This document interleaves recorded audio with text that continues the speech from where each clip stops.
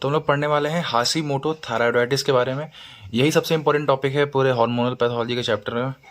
इसके अलावा फियोक्रोमोसाइटोमा भी है, बट सबसे इंपॉर्टेंट ये है। देखें, जो हाशीमोटो थायराइडाइटिस होता है, इसका नाम ही है थायरोडाइटिस। इसका मतलब थायराइड का इन्फ्लामेशन होगा।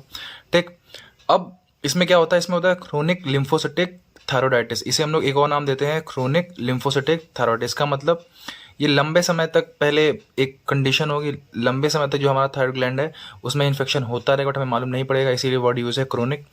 लिम्फोसाइट्स का यहाँ पे इन्फिल्ट्रेशन देखने को मिलता है, इसे लिम्फोसिटिक, और उसकी वजह से क्या होता है, थायराइड ग्लैंड का इन्फ्लामेशन, इसीलिए थायरोडाइटिस। ठीक, अब देखें, ये एक ऑटो इम्यून डिसऑर्डर है।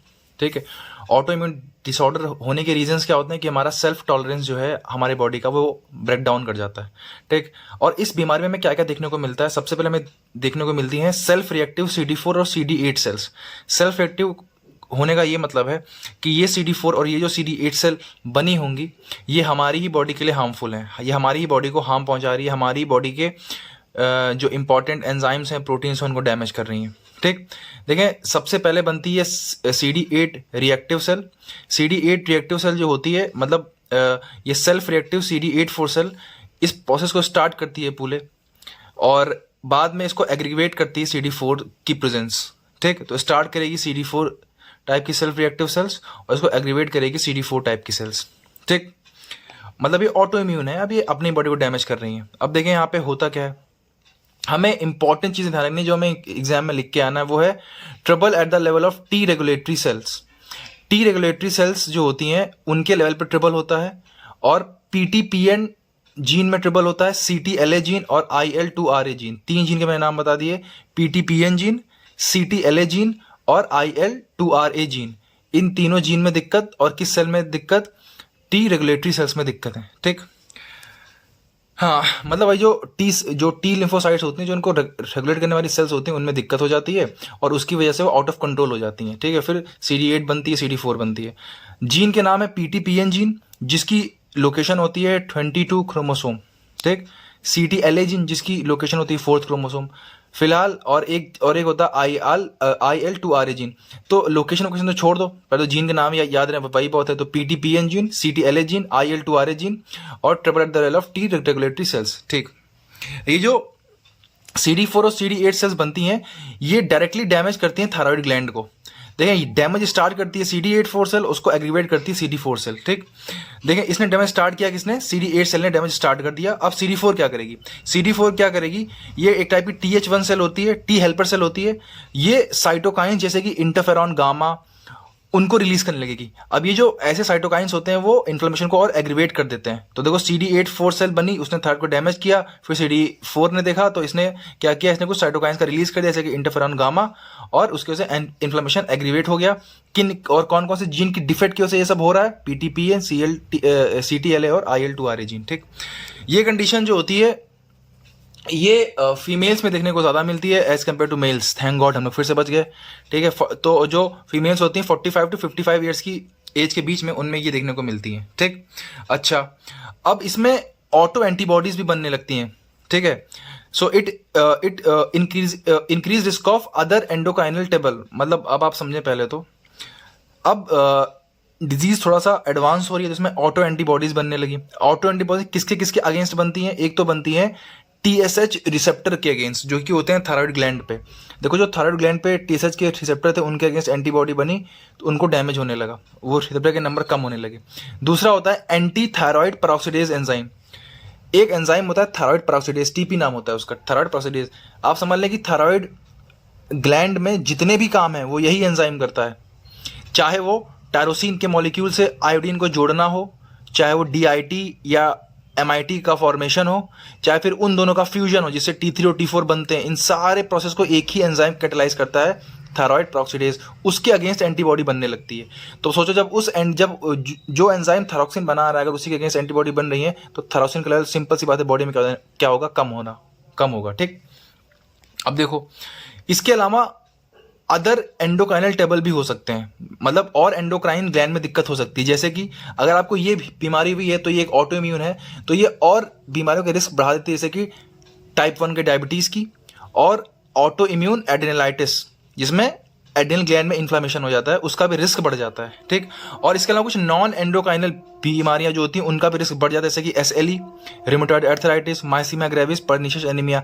आप ये समझें कि अगर एक ऑटोइम्यून डिसऑर्डर बॉडी में हुआ है तो बाकी ऑटोइम्यून डिसऑर्डर का रिस्क हमेशा बढ़ ही जाता है, ये जनरल फैक्ट है, बढ़ ही जाता है जनरली, ठीक। और कोई भी ऑटोइम्यून डिसऑर्डर बॉडी में अकेला होता ही नहीं है कि इस बॉडी के सिर्फ हाशिमोटो और कोई दिक्कत ही नहीं, ऐसा नहीं। उसके कोई ना कोई माइनर या मेजर ऑटोइम्यून डिसऑर्डर पक्का होंगे, ठीक। आगे आते हैं, अब आते हैं क्लिनिकल फीचर पे। देखो ये जनरली में मिडिल एज फीमेल देखने को मिलता है। तो उसका जो पहले क्या होगा, ग्रेजुअली इनलार्ज होगा उसका थायराइड ग्लैंड, क्योंकि इन्फ्लामेशन होगा ग्लैंड में तो उसका थायराइड ग्लैंड पहले इनलार्ज होगा, ठीक। फिर उसमें देखने को मिलेगा which is accompanied by hypothyroidism. आपको दिख रहा है TSH रिसेप्टर के अगेंस्ट एंटीबॉडी बन रही है, जो थायराइड पेरोक्सीडेज एंजाइम है उसके अगेंस्ट एंटीबॉडी बन रही है। तो अगर TSH से सिग्नल आएंगे भी थायरोक्सिन रिलीज करने के, तो रिसेप्टर ही नहीं है तो सिग्नल जाएंगे कहाँ। और दूसरी बात, मान लो जो रिसेप्टर बाकी हैं जो भी डैमेज नहीं हुए, अगर उनके थ्रू सिग्नल आ भी गया तो जो एंजाइम है वही काम नहीं कर रहा है, तो T3 T4 बनेंगे ही नहीं। तो क्या होगा, तो T3 और T4 का लेवल जो होगा बॉडी में कम होने लगेगा, बट TSH का लेवल ये बढ़ने लगेगा due to feedback inhibition, sorry feedback support से इसका लेवल बढ़ने लगेगा, ठीक है। आपको मालूम है कि पिट्यूटरी की जो हाइपोथैलेमस है वो TSH रिलीज करता है, सॉरी वो ये पिट्यूटरी TSH को वो करती है रिलीज, और पिट्यूटरी बोलती है उससे थायराइड से कि भाई तुम सिक्रीशन बढ़ाओ बढ़ाओ बढ़ाओ बढ़ाओ। जब सिक्रीशन कम है तो यहाँ पे पॉजिटिव फीडबैक जाएगा पिट्यूटरी पे कि भाई तुम TSH को और रिलीज करो, तो TSH बढ़ा हुआ मिलेगा बट T3 T4 कम मिलेंगे। ये हमारी फाइंडिंग होगी ब्लड की। जब हम वो करेंगे डायग्नोसिस तो हमें देखने को मिलेगा कि T3 T4 ब्लड में कम है बट TSH बहुत ज़्यादा है, ठीक। नेक्स्ट, जो इनलार्जमेंट होगा वो पेनलेस होगा, इंसान का मूड खराब रहेगा, हेयर लॉस होगा, उसके फैटीग होगा, उस फीमेल के मेंस्ट्रुअल साइकिल में ट्रिबल्स होंगे और कुछ स्किन मैनिफेस्टेशन होंगे, ठीक है, जैसे कि मिक्सिडेमा, ठीक है।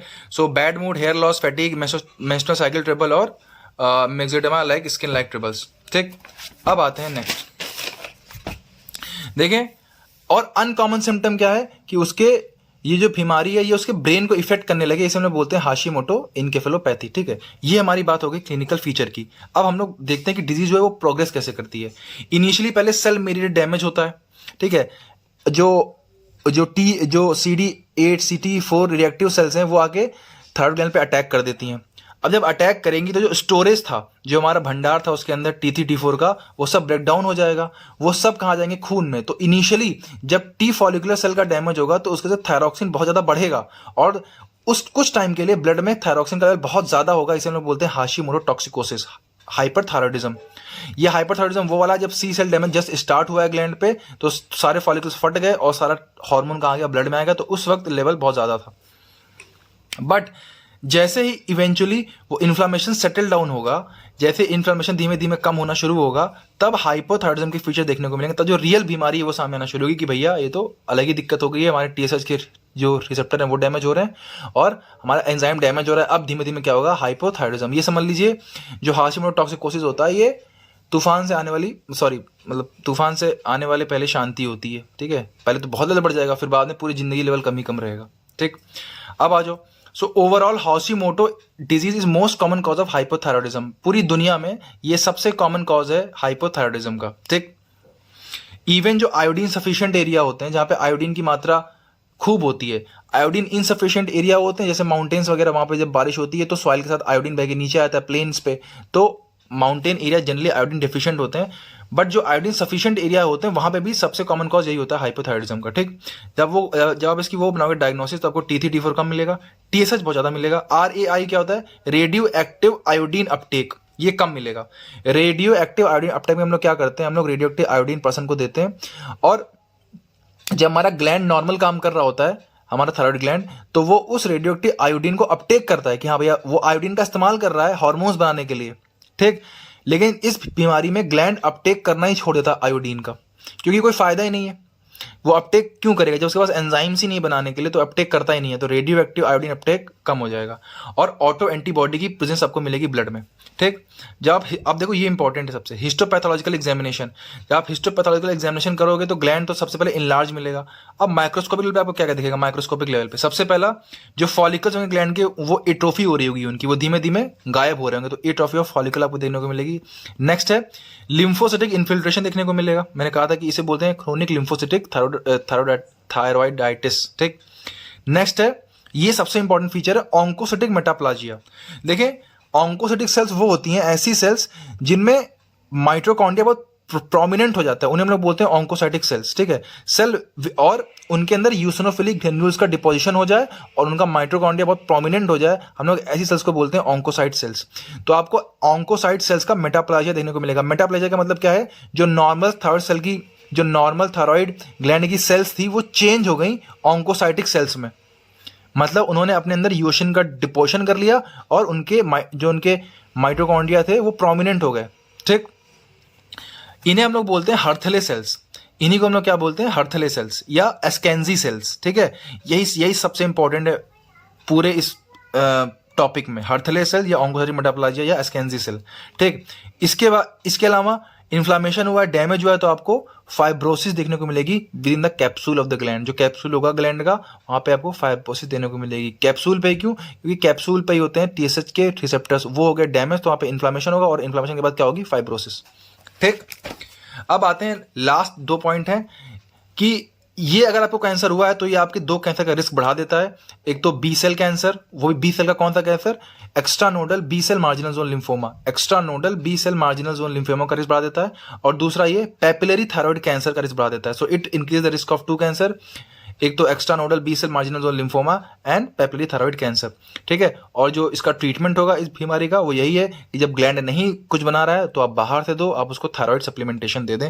सो this was all about thyroid Hashimoto thyroiditis.